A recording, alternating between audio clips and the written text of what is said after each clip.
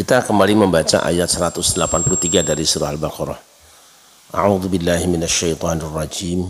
Bismillahirrahmanirrahim. Ya ayyuhalladzina amanu kutiba 'alaikumus syiyamu kama kutiba 'alal ladzina min qablikum la'allakum tattaqun. Silakan baca. Wahai orang-orang yang beriman, diwajibkan atas kamu berpuasa sebagaimana diwajibkan atas orang-orang sebelum kamu agar kamu bertakwa. Pada ayat ini ada 3 potongan atau 3 kelompok pembicaraan yang masing-masing membutuhkan pembahasan tersendiri. Yang pertama, ya ayyuhalladzina amanu, hai orang-orang yang beriman. Sebelum kutiba alaikumus syiyam ada pernyataan ya ayyuhalladzina amanu, yang itu artinya sebelum orang melakukan ibadah puasa harus membenahi terlebih dahulu status keimanannya. Ini ada ilmunya tersendiri, dibahas di dalam ilmu aqidah. Ilmu yang membicarakan tentang keyakinan. Dalam bahasa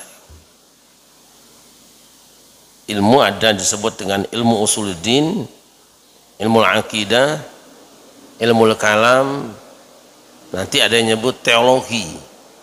Karena intinya adalah berkenaan dengan ketuhanan. Nah,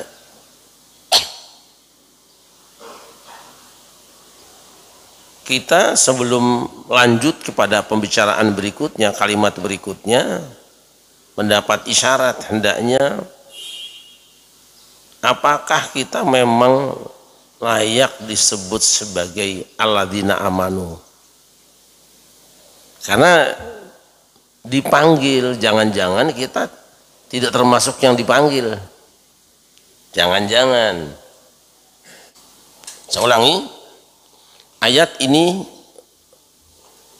memanggil hanya orang-orang yang beriman. Apakah kita termasuk yang dipanggil atau tidak? Ya lihat kriterianya. Jangan-jangan kita merasa dipanggil tapi sebenarnya tidak dipanggil. Kenapa tidak dipanggil? Keimanannya cuma pengakuan sepihak. Pede aja lagi.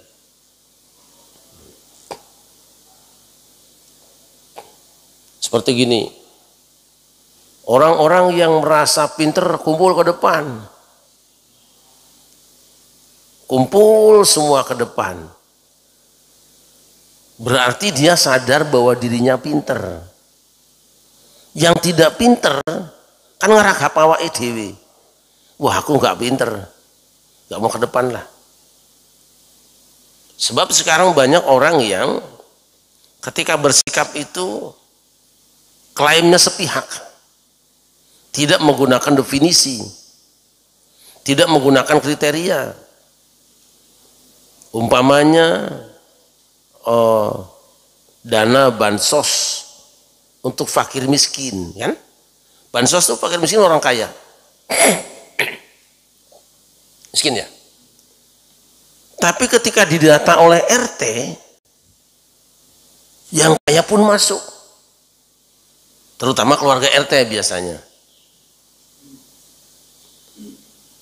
Ini kan klaim sepihak. Dapatlah dia sumbangan, tapi kan pelanggaran. Kalau mau masuk dapat bansos, pastikan dirimu miskin dulu. Nah, baik, kita lanjutkan. Kalau begitu berarti sebelum kita melanjutkan kepada potongan ayat berikutnya, supaya kita ini boleh melanjutkan, pastikan status amanu kita benar apa belum. Karena namanya iman itu ada rusaknya. Bahkan iman itu ada hilangnya.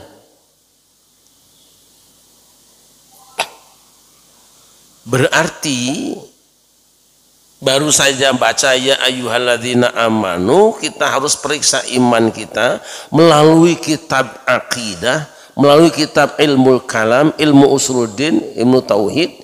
Sudah benarkah iman kita? Nah, ini bahasannya rukun iman. Rinci-rinci nih. Anggap saja kita sudah lulus, inilah wong sudah tamat Aqidatul Awam kok. Terlepas ngerti atau tidak ya. Anggap saja bahwa kita udah lulus di sini, wong sudah ngaji Kifayatul Awam kok. Kita. Sekarang, jadi tadi siapkan satu kitab pertama apa? Kitab Tauhid.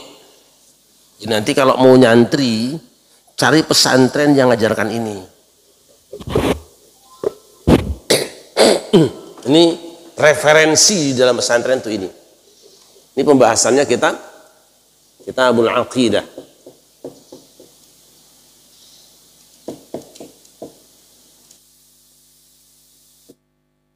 Sekarang kutiba alaikumus syiyam. Kutiba menunjuk kepada perintah wajib dituliskan. Apa asyamu? Puasa. Lolos kita bidang tauhid, masuk kita dua. Ilmu. Ini tidak berhak di sini. Klaim sepihak. Ya.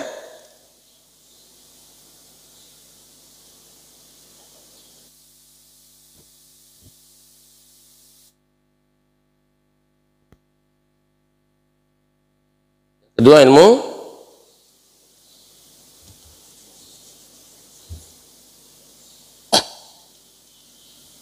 ini ilmu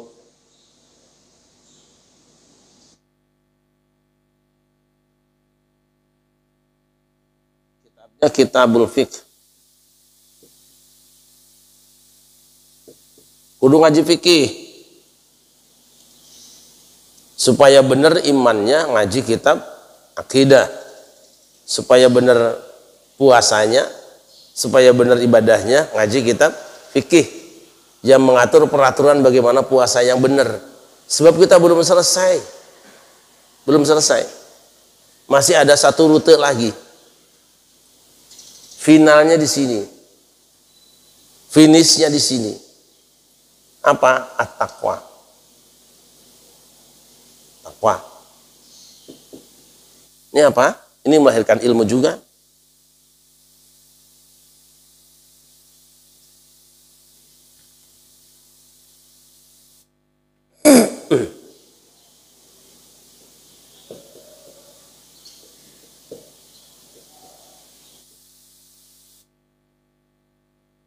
Kitabul Akhlaq atau Kitabut Tasawuf. Pembicaraan agama ini dia. Ini yang disebut dengan Arkanuddin.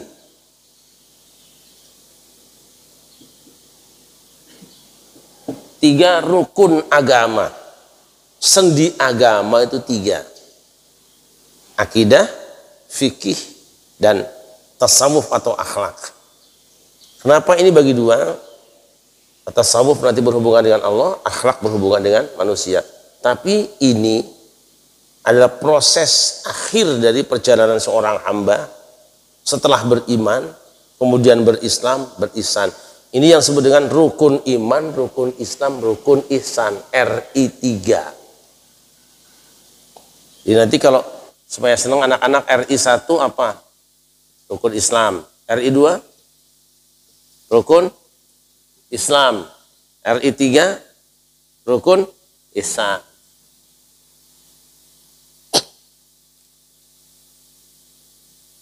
Ya. Yang dipanggil amanu,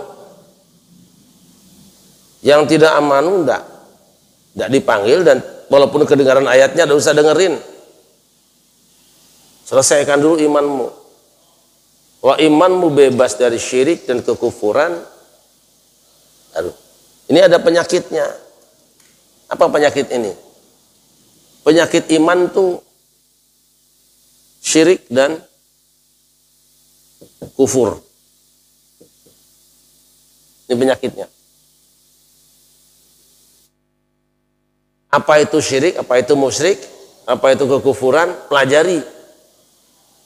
Jangan-jangan kita sudah berada di situ belum merasa.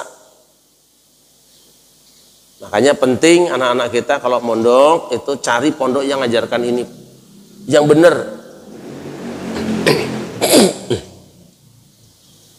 Kemudian apa penyakit hukum fikih ibadah? Kan fikih itu ibadah. Penyakitnya apa? Bid'ah. Jangan sampai ibadahnya kemasukan bid'ah. Atau khilafus sunnah.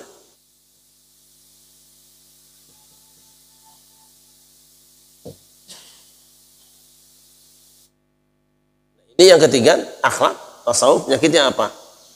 Riya. Ini racun semua.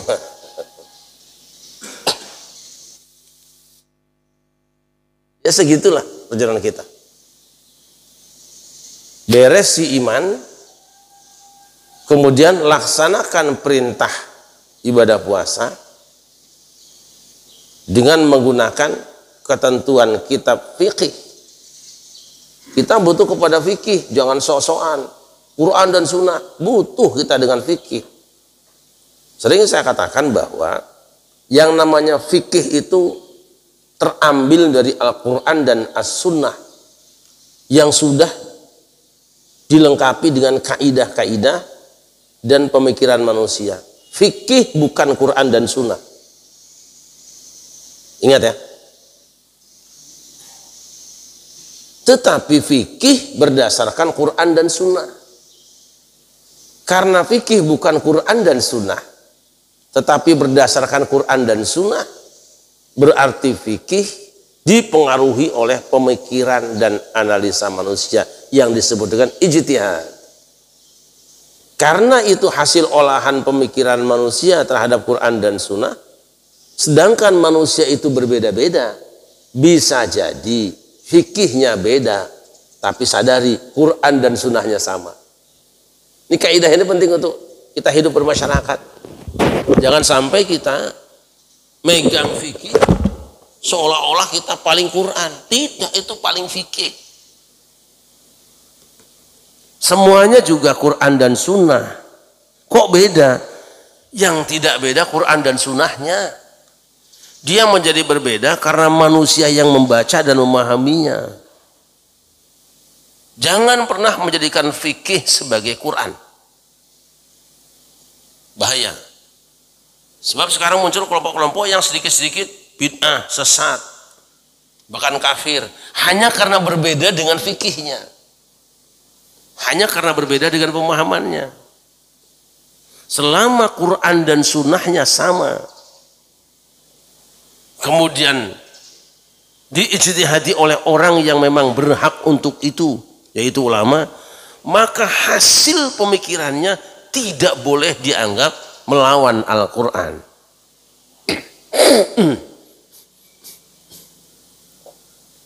Ini penting saya ulang-ulang di sini, karena Indonesia rawan apalagi menghadapi 2024 nih, nanti ribut lagi, kafir lagi, munafik lagi, digoreng lagi, anti Quran lagi, Islamofobia lagi.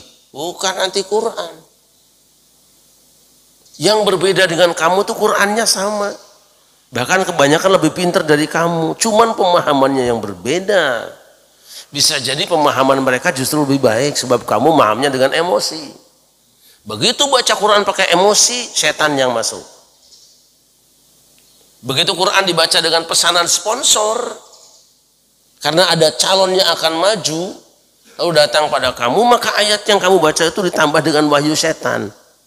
Makanya ketika baca Quran kita doanya apa? Rabbana la tuzigh qulubana ba'da idh hadaitana wa hab lana min ladunka rahmah innaka antal wahhab.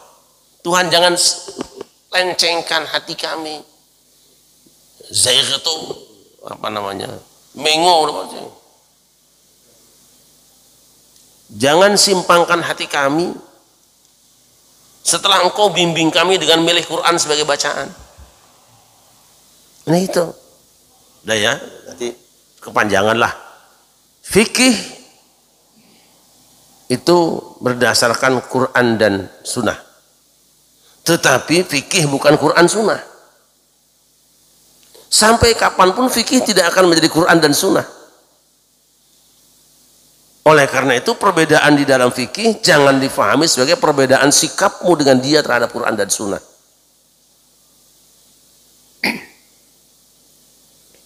Juga ilmu tauhid tadi, ilmu akidah tadi. Setelah kita beres keimanan kita, bebas dari syirik dan kekufuran, masuklah dalam ibadah. Karena apa? Orang yang akidahnya belum kuat itu seperti rumah yang pondasinya belum rapi, tidak akan siap ditumpangi bangunan yang tinggi. Akidah ini penting banget.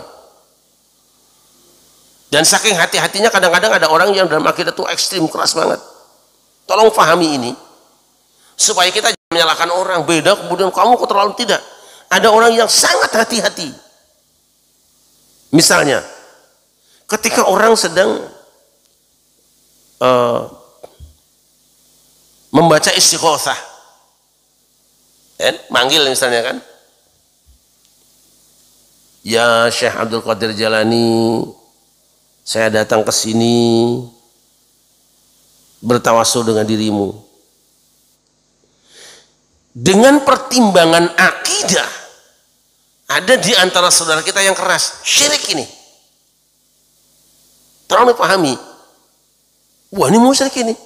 Sebab minta pada orang yang mati, minta pada makhluk. Sementara pada yang lain ini diposisikan bukan pada posisi akidah, pada posisi fikih, longgar dia, tidak menganggap ini musyrik. Nah, adanya orang yang menganggap itu syirik, itu dalam rangka menyelamatkan yang pertama, akidah tadi. Saking khawatirnya, karena bedanya sangat tipis antara orang yang menganggap syirik dan tidak, sangat tipis. Dah masuk fikih ya, masuk fikih. Ibadah puasanya benar. Yang dimaksud dengan benar dalam ibadah itu menurut para ulama adalah sesuai dengan ketentuan, syarat dan rukunnya. Dan syarat dan rukun itu ada dalam kitab fikih. Sah sudah. Puasa menahan diri dari terbit fajar sampai terbenam matahari, tidak makan, tidak minum, sah. Selesai. Fikih. Dapat pahala. Tetapi untuk menaikkan ke kelas tatakun, ini yang kadang lupa di dalam fikih. Ada bagian antara fikih dengan tasawuf, tengah-tengah itu. Akhlak. Untuk naik ke kelas tatakun ini nyaris tidak pernah dibahas di dalam kitab fikih. Yang ada dalam hikmatut tasyri' wa falsafatuhu. Hikmah pensyariatan ibadah dan falsafahnya. Umumnya orang, kalau orang bicara ibadah sholat misalnya, yang dibicarakan itu syaratnya apa, kemudian rukunnya berapa, syarat rukunnya sudah dipenuhi, selesai sholat. Tetapi untuk naik kelas ke la'allakum tatakun bukan itu. Maka untuk memahami supaya orang sampai pada la'allakum tatakun harus memahami. Jadi sholat sering saya sampaikan, bukan? Sering saya sampaikan, dimensi ibadah itu ada dimensi spiritual, ada dimensi medikal, dan ada dimensi sosial. Sosial itulah yang disebut dengan tatakun. Dimensi sosial itu disebut kuat.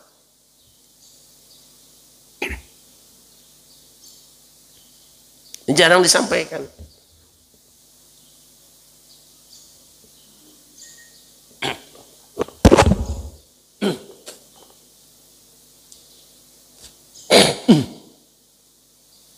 Baik, takwa ini. Kita ini tidak mau menerjemahkan kata takwa. Karena kata takwa bahasa Arab. Kayak orang yang beriman juga nggak diterjemahkan. Harusnya kan, hai orang yang percaya, telah diwajibkan pada kamu berpuasa, siam puasa diterjemahkan. Tapi supaya kamu tak takun, kenapa takwanya nggak diterjemahkan? Ya kan? Harusnya terjemahkan aja semua. Ini kehati-hatian ulama, jangan-jangan sampai salah karena apa? Tidak semua satu bahasa bisa dialih bahasakan ke tempat yang lain, ke bahasa yang lain dengan sempurna. Kata takwa dialihkan ke bahasa manapun sulit. Kalau amanu percaya sudah gampang. Orang yang percaya telah diwajibkan atas kamu asyam, bukan diperintahkan siam tapi berpuasa. Terjemahan siam itu puasa. Tapi tatakun takwa tidak pernah diterjemahkan. Akibatnya nanti ada orang yang menyangka bahwa di orang Islam ada orang bertakwa. Sumpah, bertakwa pada Tuhan Yang Maha Esa. Tidak bisa, takwa itu orang yang beriman. Orang kafir kok takwa, nggak mungkin. Itu karena saking orang ngerti ini mana takwa. Dalam pengertian ini ya. Nah sekarang apa takwa sih? Asalnya kan waqo, wiqayah, ittaqo, yattaqi, tiqoan, itu loh. Ada hadis. Iya. Innallaha yahmil mu'min minad dunya kama yahmauna maridakum minat ta'ami wasyarabi ittiqa asyarrih.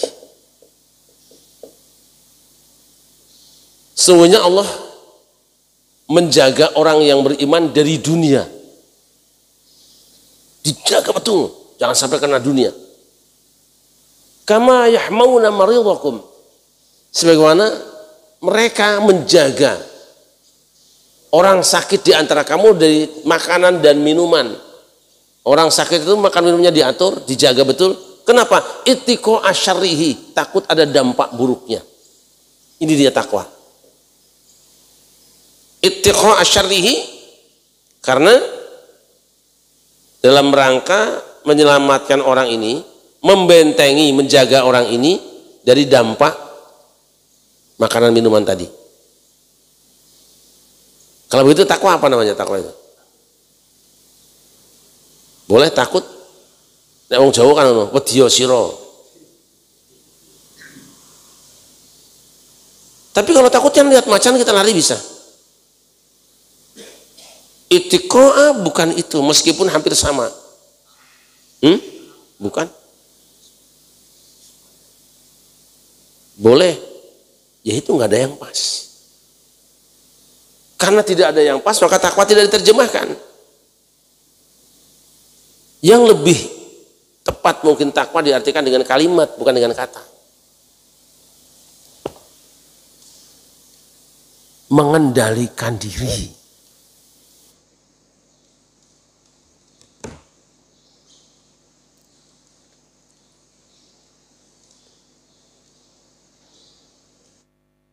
Kita baca doa.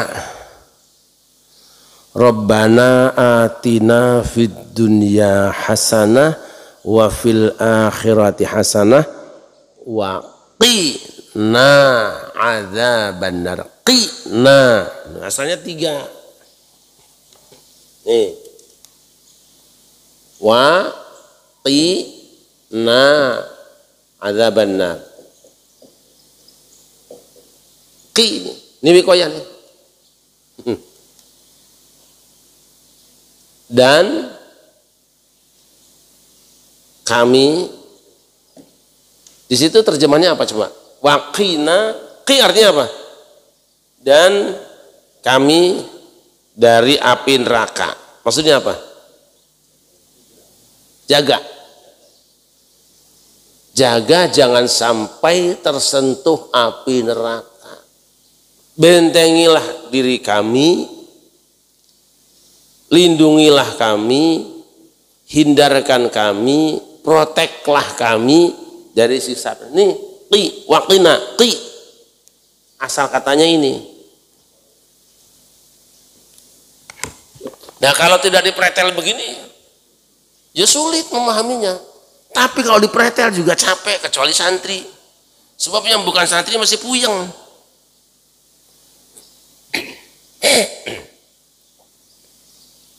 Jadi apa enaknya? Ya Allah, qina, jagalah kami. Maksudnya apa? Kita memohon kepada Allah supaya dengan kemurahannya Dia menutup celah jalan yang menyebabkan kita masuk neraka. Lindungi. Maka terjemahan kita, jagalah. Nah sekarang orang sendiri yang melakukan tindakan itu apa namanya? Itu takwa. Artinya tidak melakukan sesuatu atau melakukan sesuatu yang menyebabkan dirinya terhindar dari sesuatu yang tidak baik untuk dirinya. Nggak susah ya. Nah sekarang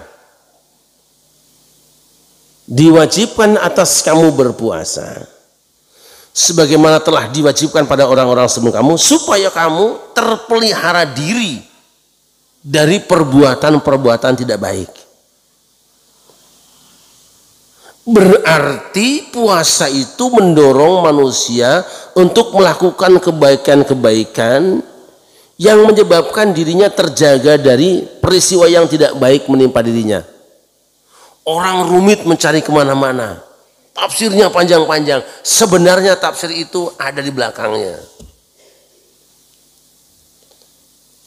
Saya baca berpuluh-puluh tafsir, tapi ujung-ujungnya jawabannya ada di sini sebetulnya. Ayo, silakan dibaca ayat 177-nya.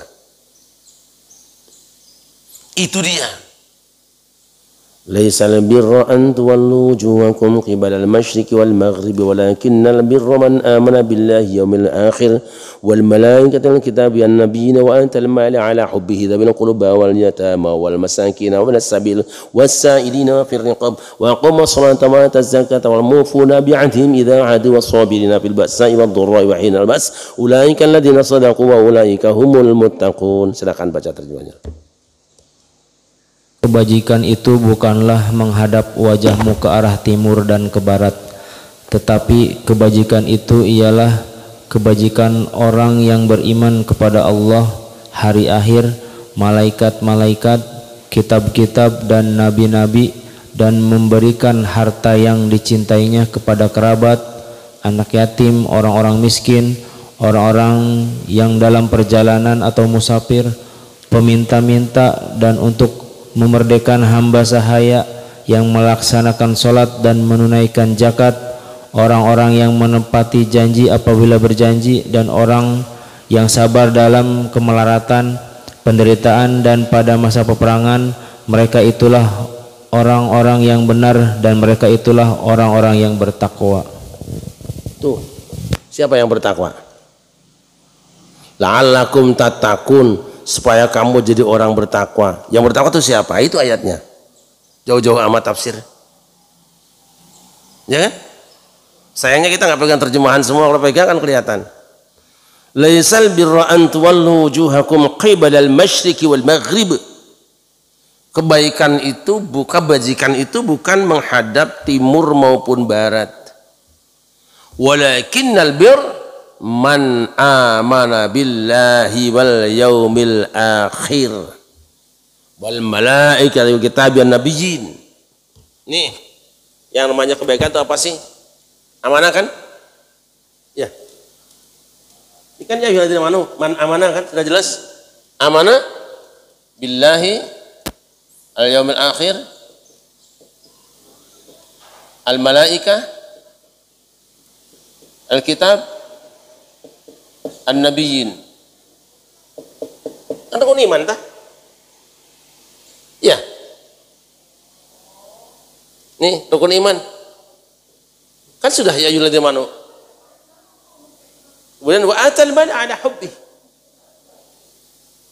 Setelah kita melakukan mantap imannya dan beribadah, ada buahnya. Atal mal ala hubbi. Memberikan harta yang dicintainya. Memberikan harta yang menjadi kegemarannya kepada siapa? Dzawil qurba, kaum kerabat, wal yatama, dan orang-orang yatim, wal masakin, dan orang-orang miskin, wabnas sabil, dan ibnu sabil, wassailin, dan peminta-minta, wafir riqab, dan memerdekakan budak. Ini yang disebutnya orang butuh kabeh. Terus wa qama shalah wa ata zakah, kenapa enggak ada puasa? Kan sudah di sini ada puasanya, nanti di depannya. Salat dan zakat. Wal mufuna bi ahdihim idza ahadu, dan mereka menepati komitmennya. Was-sabirina fil ba'sa'i wad dharra, dan sabar menghadapi segala keadaan.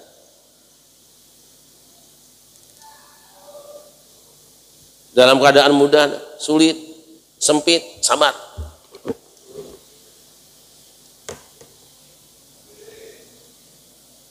Ulaika alladzina shadaqu. Orang-orang yang punya kelakuan seperti tadi itu orang benar, dan itulah orang bertakwa. Ngapa bingung cari tafsir takwa?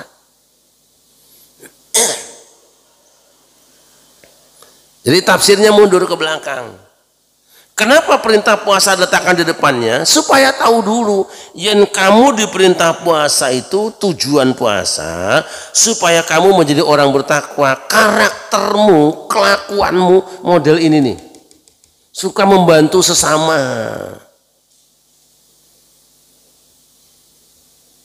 Wal yatama wal masakin, tadi sebut siapa saja di situ.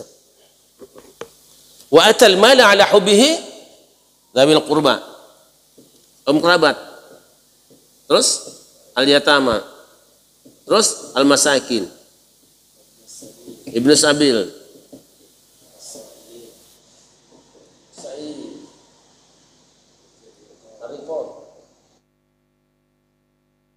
nah itu lain lagi, itu potongan berikutnya.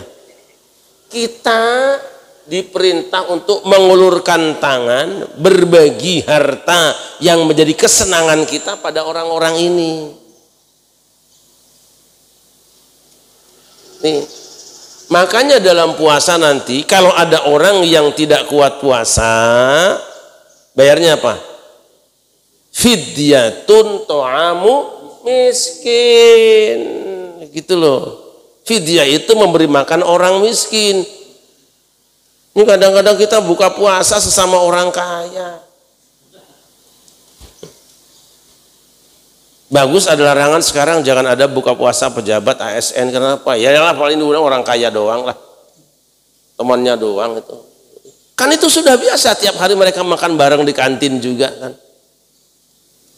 Dan khawatirnya nanti kalau misalnya diizinkan mereka mengadakan buka puasa bersama, itu nanti sebagian pakai fasilitas negara kan.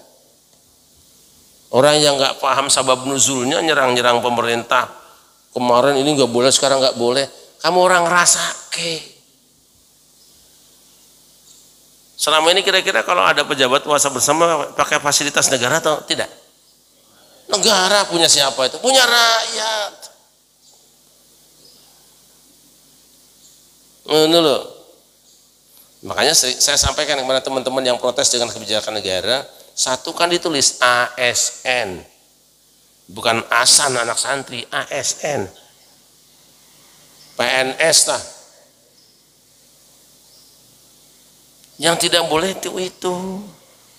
Katanya ngakunya PNS, ASN gajinya kecil. Oh, belagu ngundang puasa buka bersama lah. Itu dari mana? Yang diundang juga teman-teman sendiri. Orang-orang kaya, yatim 3 biji itu aja untuk disebarkan di medsos, formalitas. Judulnya santunan yatim, tapi duit yang dibagikan cuma 3 juta.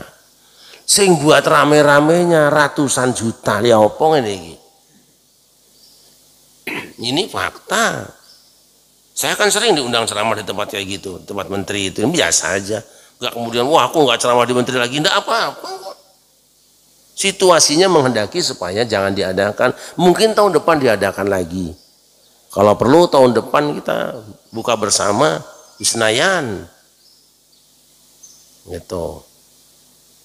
Pejabat suruh bikinin tumpeng gede-gedean, nggak apa-apa. Tapi sekarang sedang pemberantasan korupsi, celah-celah yang memungkinkan korupsi bisa diputar.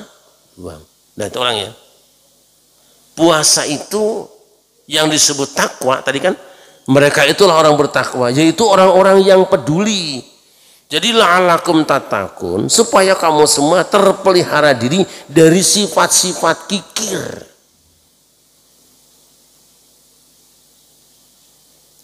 Puasa menahan diri supaya kamu tidak menahan hartamu, ngono gitu.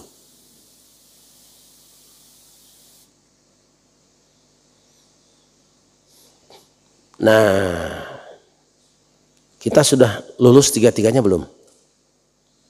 Iman lulus belum? Saya curiga nih. Jangan ada yang masih nyembah batu juga. Anggap saja iman kita sudah lulus ya. Masa iya nggak lulus sih? Umat Islam senior masa nggak lulus? Mau berapa tahun kita naik kelas? Lulus imannya, sekarang masuk puasanya. Sudah pas belum dengan contoh Rasulullah? Jangan naik dulu tatakunnya, ini dulu selesaikan dulu. Bagaimana orang mau memberikan santunan kepada kaum kerabat fakir miskin, wong mangane oke. Ayo. Mau milih makanan saja bingung kita ini. Bagaimana orang akan merasakan penderitaan saudaranya yang kemudian bisa mengulurkan tangannya kalau dia sendiri tidak pernah merasakan betapa perihnya menderita lapar puasa. Harta yang mana yang akan diberikan pada saudaranya, wong dia belanjanya juga banyak banget. Seharusnya ketika masuk bulan puasa kita sudah mulai menyisihkan. Biasanya aku makan itu satu hari habis 100.000. Sekarang kan puasa 50 saja, 50-nya taruh buat fakir miskin. Sok. Ada yang begitu enggak? Enggak. Malah bingung kita. Justru bulan puasa bukan tempat mengumpulkan pahala, tapi mengumpulkan dana persiapan lebaran. Gak masalah persiapan lebaran, asal lebaran itu buat orang-orang lain. Nah susah ini. Anggap puasanya lulus lah. Karena sudah gak ngomongin orang, tidak menggibah orang. Makannya juga benar maghrib dan menjelang subuh. Udah benar dah itu tuh. Benar. Tapi sikap perilaku kita, adanya la'alla itu kan perubahan. Menowo-menowo susuganan, mudah-mudahan, berarti belum dapat kan? Ketika melaksanakan ibadah puasa belum takwa kan? Kapan takwanya? Setelah puasa selesai. Di bulan Ramadan tidak ada yang selesai puasanya. Selesai puasa lihat perilakunya. Kalau berubah menjadi orang yang ringan tangannya, jadi orang yang perhatian dengan sesamanya, itu indikatornya ada. Maka puasa tiap tahun sepanjang umur itu karena apa? Takutnya lupa. Baru baik 2 bulan, 10 bulan pelit lagi. Kemudian kalau kiloan mah di X ya, apa namanya? Timbangan suka ada di X ya. Dibersihkan lagi. Kencengin lagi. Karena kita ini imannya kadang-kadang sebentar doang. Puasa sebulan tapi sembuhnya cuma seminggu. Aneh nih. Kumat-kumatan. Harusnya puasa sebulan itu buat menyembuhkan penyakit setahun. Setahun baik terus. Soalnya aku kan sudah merasakan betapa menderitanya puasa, kelaparan di bulan puasa Ramadan itu kan, Masya Allah. Karena menderita di puasa bulan Ramadan, saya merasa bahwa saya harus berbuat baik pada orang-orang yang selama ini menderita dalam kehidupannya. Sepanjang tahun ingat terus puasa. Pun sholat kita. Sholat kita apa sih?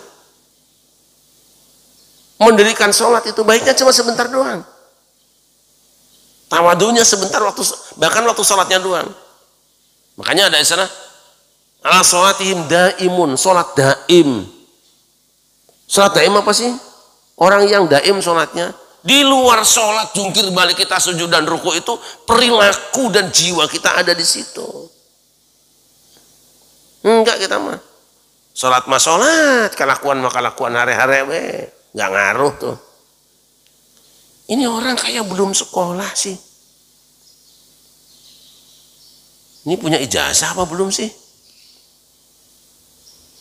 Ada orang kadang-kadang dia nggak punya ijazah, tapi bener gawenya. Kelakuannya baik, pintar dia. Nah seperti itu ibadah puasa. Lihat setelah Ramadan, kalau masih cuma hobinya makan bersama sesama orang kaya, kamu belum puasa. Itu baru nawaitu. Soma hodin. Belum puasa. Baru niat puasa. Cuman masalahnya sekarang kita lebih senang makan bersama fakir miskin apa makan sama orang besar gitu. Orang besar. Karena mau di selfie. Selfie untuk menaikkan elektabilitas kita di hadapan orang banyak. Ada sekarang ustadz-ustadz yang hobinya tiap hari minta bertemu dengan tokoh. Ada, saya tahu. Ada kiai-kiai yang kerja tiap hari mencari-cari siapa kira-kira kambing yang bisa dijual. Temuin tokoh. Lalu bikin tim. Kayaknya Anda layak jadi wakil presiden nih. Kami siap kok. Tahu saya orang-orang itu. Ini rombongan kiai loh.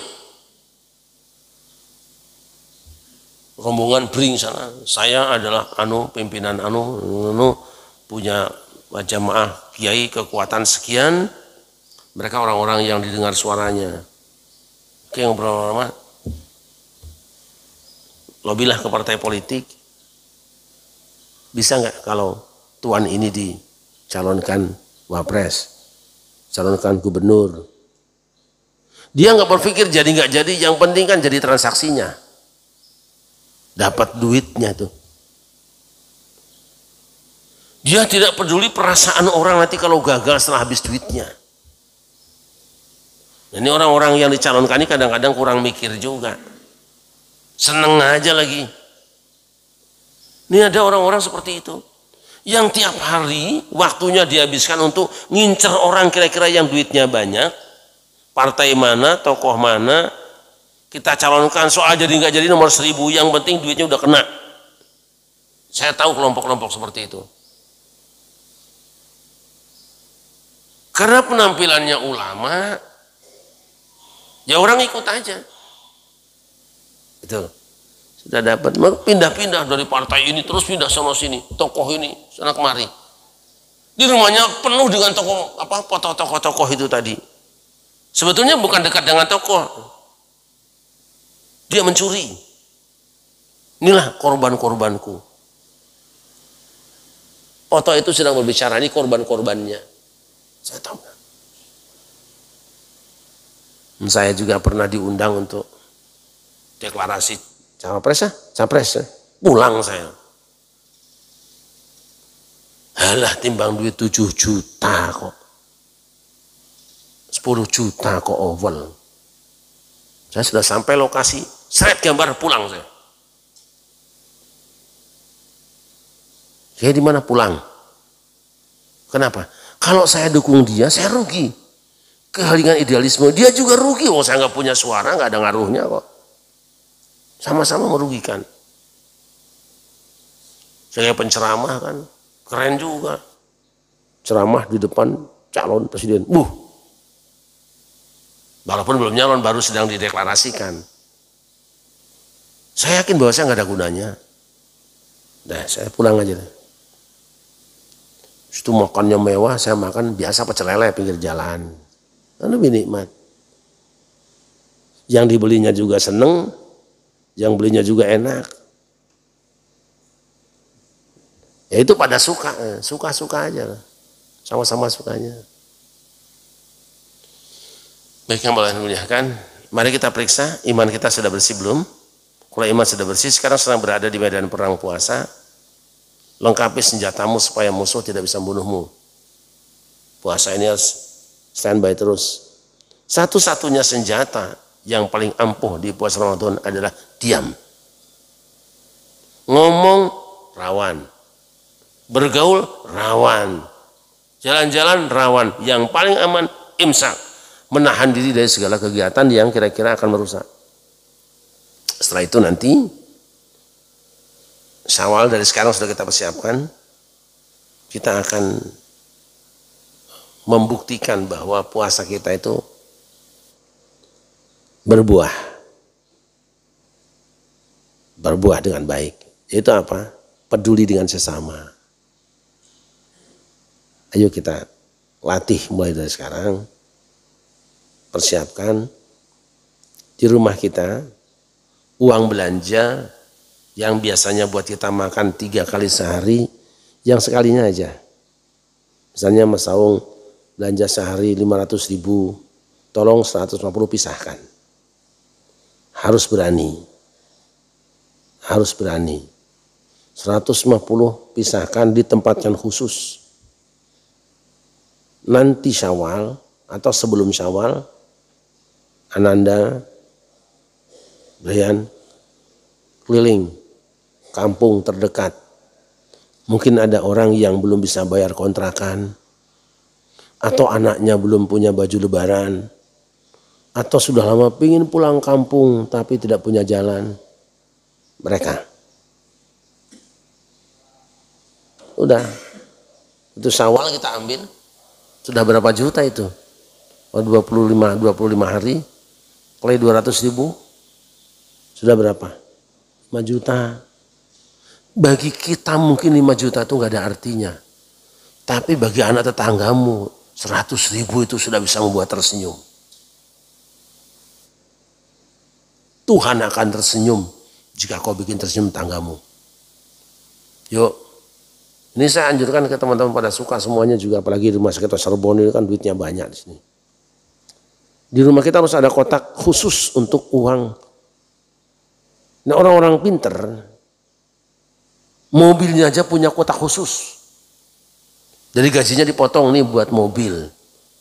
Ngempani mobil gitu loh. Nyeneng ke mobil. Jadi biaya hidup mobil untuk servisnya, untuk ganti bannya, untuk bensinnya, itu sudah dipisahkan. Apa sudah kau pisahkan untuk fakir miskin? Yang dekat rumahmu itu? Enggak. Ya, puasa itu harus melahirkan itu. Zakat fitrah itu adalah launching bahwa kita siap berbagi dengan sesama. Itu baru launching pertamanya lah, apa namanya? Ya gunting pitanya itu loh. Bagi puasa Ramadan dia closing, tapi bagi amal setahun dia adalah opening. Sok, bisa ya? Nah, bisa lah. Segitu aja kok sulit. Enggak yang sulit. Berkah rezekinya. Gitu kan. Saya adek itu kan. Di rumah tuh siapkan 1 kotak. Nanti anakmu keliling. Nah, coba kamu main dengan teman-temanmu. Udah pada beli baju belum? Dengerin dia. Dari kecil anakmu sudah diajari dengan peduli. Kan lapor, Pak, si Anu kasihannya Pak belum punya baju baru. 5 hari 3 hari sebelum Syawal, sebelum Lebaran, yuk kita berangkat ke Tanah Abang bareng-bareng. Goncang aras itu. Tapi kita sulit banget untuk apa ya? Untuk menumbuhkan melas dengan anak orang. Karena selama ini kita merasa bahwa orang lain ya orang lain gitu loh. Padahal dia bagian dari Hidupmu sesama muslim, bagian dari hidupmu. Ya udah itu aja sekiranya. Sok nanti di rumah pulang siapkan kotak. Mau bekas kaleng kue, apa sajalah. Siapkan. Pak Bagus juga kudu itu. Supaya duitnya berkah dan urusannya selesai semua. Tapi jangan kesana bayangannya melas saja, tumbuhkan kasih sayang aja dulu. Sisakan duit tiap hari. Sini udah. Begitu telinga mendengar ada orang yang susah, ini jatahku nih. Ini jatahku.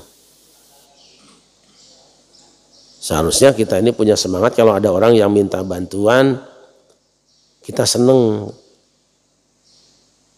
Yang membantu selama ini kan Allah. Kita ada samperin orang. Berarti seakan-akan kita sudah dianggap dekat dengan Allah. Oleh Allah sudah didekatkan dengan dia, tinggal curut aja.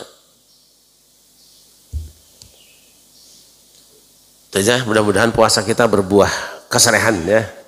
Berbuah kesalehan dengan menumbuhkan kepedulian.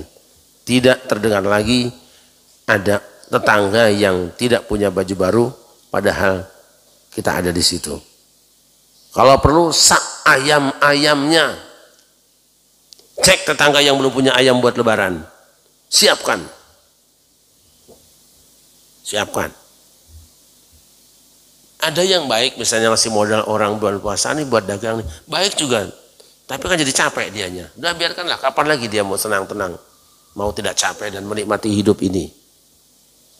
Jangan sampai orang hanya bisa mengagumi kita punya apa, tapi dia tidak pernah ikut menikmati dengan apa yang kita miliki. Ya, wallahualam. Al-Fatihah.